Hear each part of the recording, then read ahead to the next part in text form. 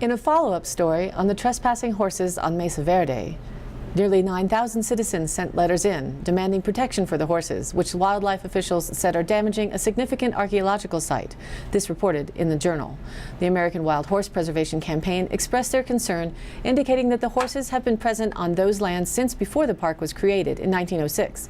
They urged the Mesa Verde National Park to create a humane management plan for the horses that will preserve this unique and historic herd and protect their free-roaming behaviors while managing their numbers through the use of humane, safe, and reversible fertility control.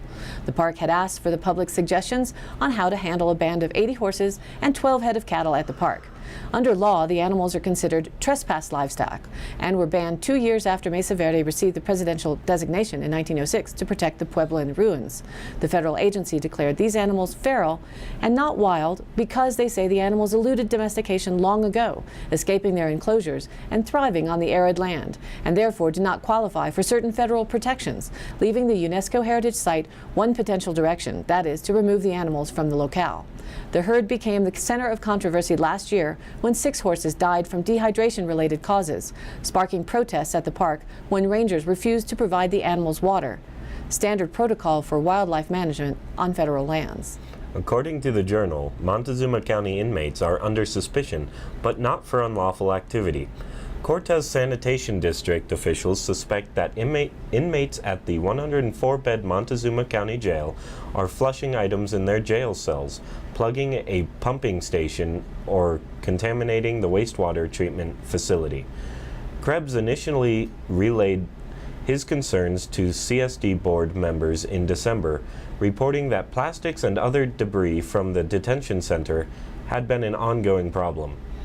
Several years ago, a garbage grinder was installed in the jail's sewer system to help alleviate improper trash disposal. According to Krebs, that grinder pump on Driscoll Street failed, and after it was repaired recently, sanitation officials started to observe bits of plastic in the district's treatment facility on South Broadway, about 4 miles south. Krebs said the grinder pump was recently taken offline at the district's request to help staff determine whether the inflow of debris could be minimalized. Krebs said sanitation crews now make 2 trips per day to the district's north pumping station to manually clear a screen that captures the plastics. Officials indicated the screen was routinely plugged when crews responded. Last month, sanitation officials pulled a pump at the north lift station for repair, noting that it was rattling and vibrating.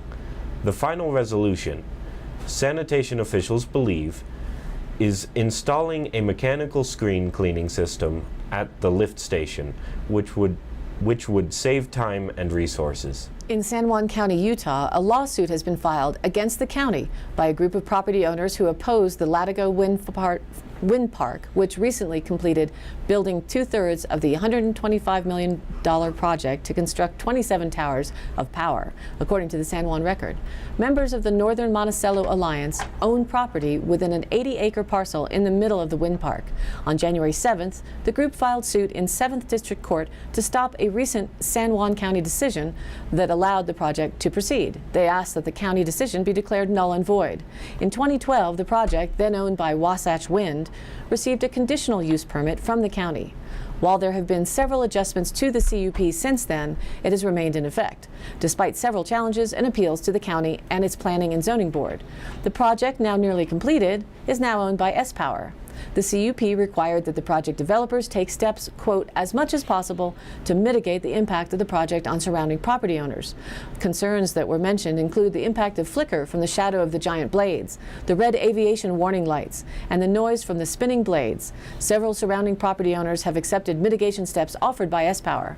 While the parties negotiated a written purchase agreement option to purchase the NMA properties, the option was never exercised. Several of the property owners have sold their property to S-Power, but the majority have remained united as the NMA. Property owners include several local residents in addition to out-of-area landowners. The owners include several prior employees of the Latigo project who left the project early in the process.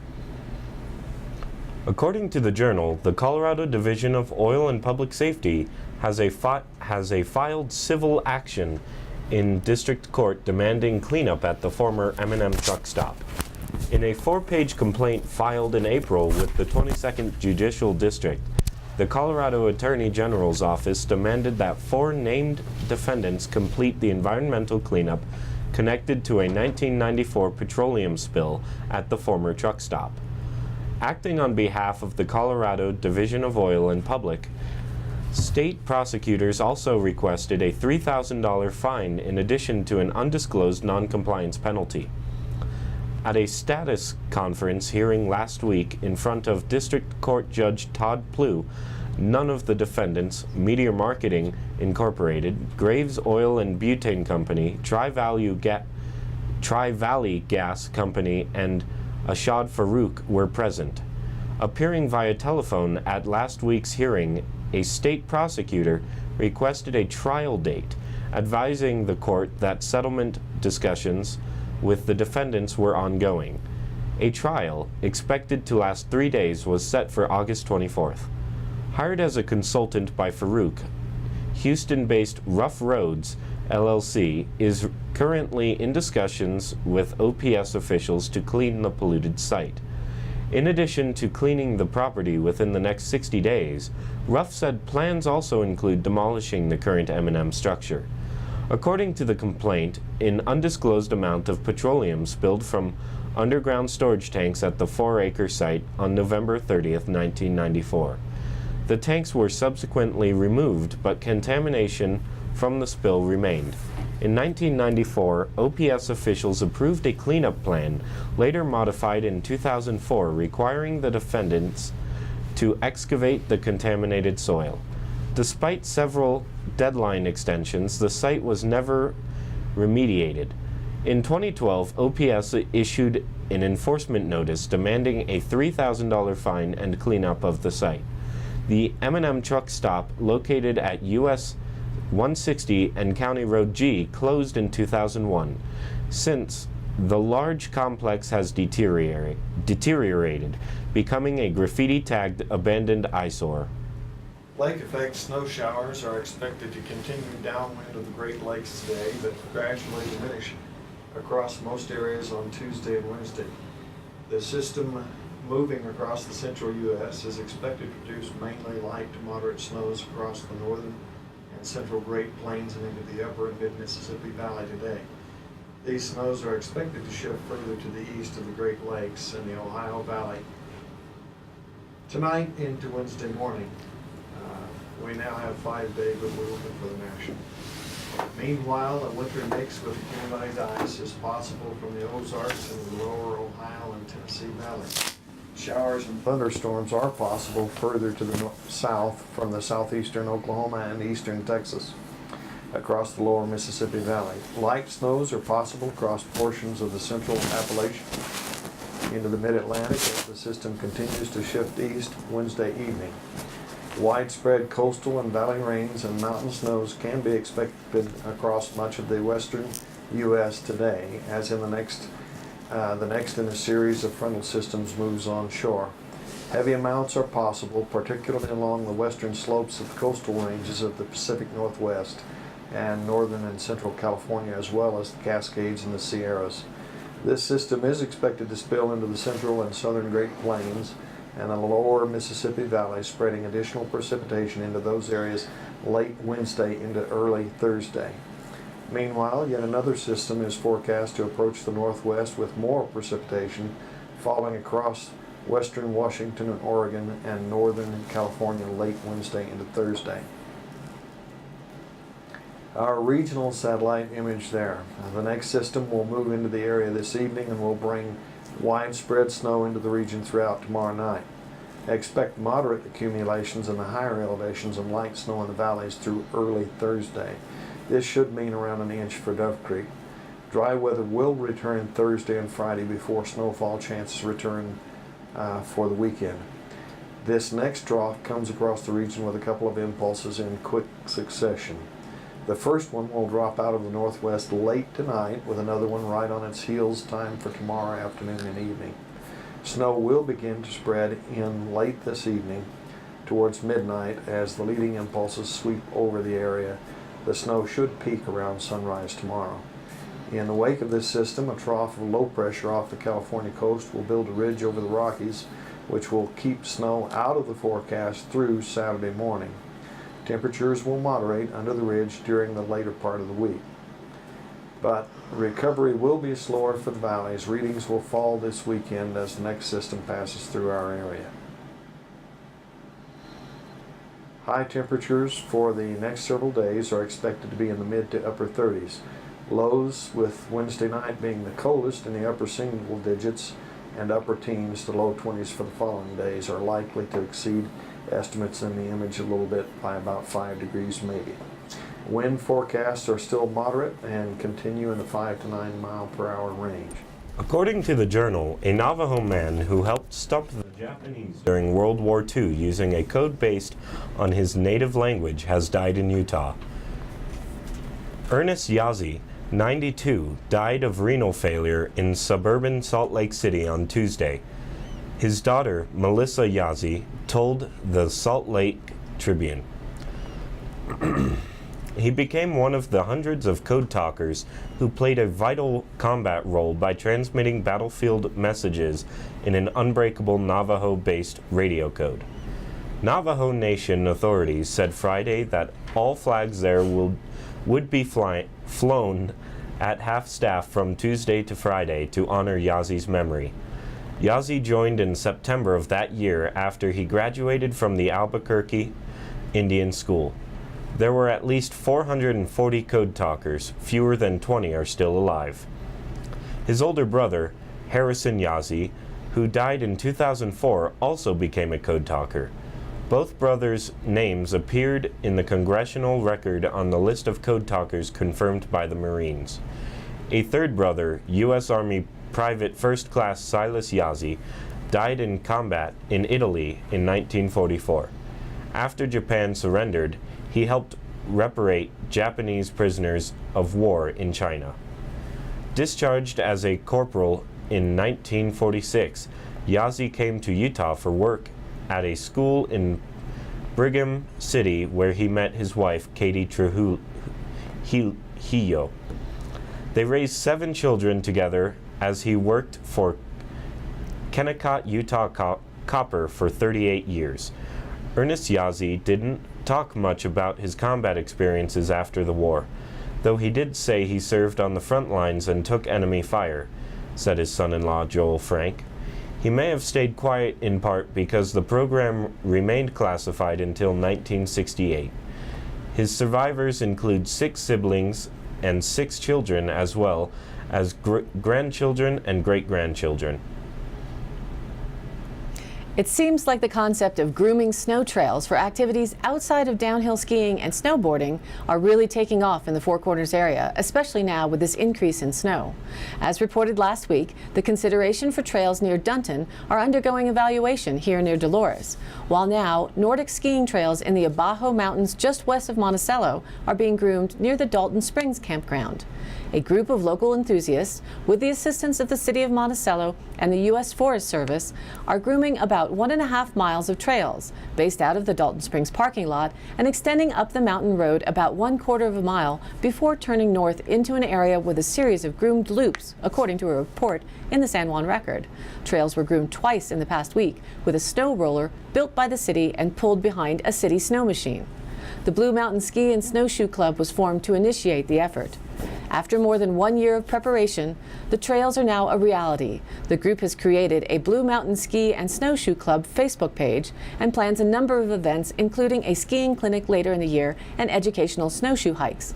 The Monticello Trails Committee is working on a number of trails projects in and around the city. The group also hopes to expand the series of groomed trails as they move forward. According to the Journal, Montezuma-Cortez RE1 Superintendent Alex Carter announced his resignation Friday in an email to teachers. In a 289-word email on January 15th, Carter told teachers that he has accepted an undisclosed position at the Colorado Education Initiative, stating the organization's mission was closely aligned with his professional purpose. The Colorado Education Initiative is a nonprofit that collaborates with the Colorado Department of Education, and schools and districts across the state to accelerate achievement for all Colorado students. As thrilling and as rewarding as this new opportunity will be for me, both personally and professionally, my heart is heavy with the thought of leaving the many great friends and colleagues I've had the fortune to work with these past 4 years, Carter wrote. Attempts to reach Carter and Assistant Superintendent Lori Hawkins on Friday were not returned. Schools were closed because the Martin Luther King Jr. holiday. Jack Schoenemeyer added that great progress was made under Carter's leadership, pointing to construction of a new high school, improved graduation rates, and a University of Virginia turnaround program targeting the district's 3 in-town elementary schools. Carter stated in the email that RE1 schools were headed in the right direction, and it had been an honor and pleasure to work alongside dedicated staff, teachers, and leaders. In the email, Carter said details of his resignation and the district's plan for leadership transition would be discussed in secret when the school board convened for its monthly meeting on Tuesday, January 19th. Filmmaker Tom Schillaci has been present at the Animas River Stakeholders Group meetings covering discussions of mine cleanup and deteriorating water quality over the past 15 years. According to the Durango Herald, Schillaci, who lives in Silverton, was working on a documentary about mine remediation in the Animas River Basin called Acid Mine Nation, when the Gold King mine blew out on August 5, 2015. Schillaci's involvement with mine cleanup in the Animas watershed began in 2001. Schillaci attended the Mountain Film Festival in Telluride, where he was blown away by the environmental films and the people. Since its start in 1979, the festival currently selects approximately 100 films each year from around the world, and they are curated alongside guest presentations, a symposium, parties, scheduled conversations, book signings, and musical events to create a full weekend every May. With almost 15 years of footage, Schillaci said viewers of Acid Mine Nation will see the increasing pressure by the EPA on San Juan County and the town of Silverton to pursue a Superfund status. Gold King really changed the playing field, he said. The county commissioners were already on a trajectory to learn more about Superfund, but this event that prompted an emergency response really put the icing on the cake. Schillaci will spend the next 3 months editing and hopes to premiere the film in the summer. He's asking for members of the community to voice their opinion on the spill and the after effects on camera, and he'd like to see his film be of use to other communities dealing with a legacy of hard rock mining industries and the cleanup that comes with it. If you would like to be interviewed for Acid Mine Nation, call Tom Schillaci at 970-946-9676. According to the Journal, Holloman Air Force Base will offer temporary shelter for hundreds of immigrant children from Central America as federal officials prepare for an influx of immigrants expected in the spring and summer of 2016. The Albuquerque Journal reported Holloman Air Force Base near Alamogordo, New Mexico, plans to house up to 400 children beginning in January. The children are set to be housed in a vacant building on a base previously used by the 4th Space Surveillance Squadron. U.S. Defense Secretary Ashton Carter directed Holloman Air Force Base to be the first of 3 temporary shelters open in New Mexico, Colorado, and Florida. The shelters are in addition to those already opened outside Dallas in December. The children, currently in the care of the U.S. Department of Health and Human Services, come from Central American countries including Guatemala, Honduras, and El Salvador, said Mike Espiritu, president of the Alamogordo Chamber of Commerce.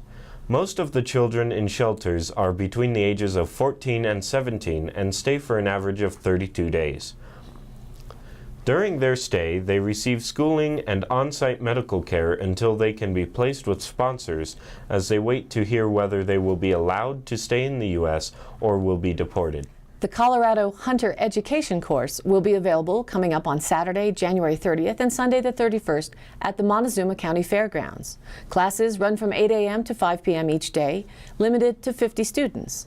The cost is $10 per person, minimum age of 10 years old. One may receive a hunter education card upon successful completion of the course, which includes attending the class sessions and passing a live fire exercise and written test. Any questions? Contact Steve Nowlin at 970-882-7627 or register online at register-ed.com and search for this course. And if you enjoy pickin' and grinnin', be aware that the John Jorgensen Bluegrass Band will be performing on February 9th at the Montezuma Cortez High School Auditorium. Presented by Southwest Colorado Concerts, tickets are $20 for adults, $5 for youth. The group features musicians John Jorgensen and Herb Pedersen of the Desert Rose Band, and Mark Fain of the Ricky Skaggs Band, and Patrick Sauber, who tours with Laurie Lewis. For more details, you can call Lindsay at 970-565-7676. That's it for today's show. We will be having an interview tomorrow following the news with Gus Westerman, the County Extension Director. Again, thanks for tuning in. This program is aired live at noon and rebroadcasted at 2:30 and 8 p.m. on Channel 32.1 Dolores County, on Channel 30.4 in Montezuma County, and their cable channel 5. And you can also re-watch the broadcasts on YouTube at the DCTV News at Noon channel. Be sure to contact us with your news suggestions. Our email address is dcbnnews@gmail.com, and all feedback is welcome. For Kendra Cook, Jerry Tope, and all those working to bring you DCTV and the News at Noon program from Dove Creek, USA, I'm Kelsey Kiesling. See you next time.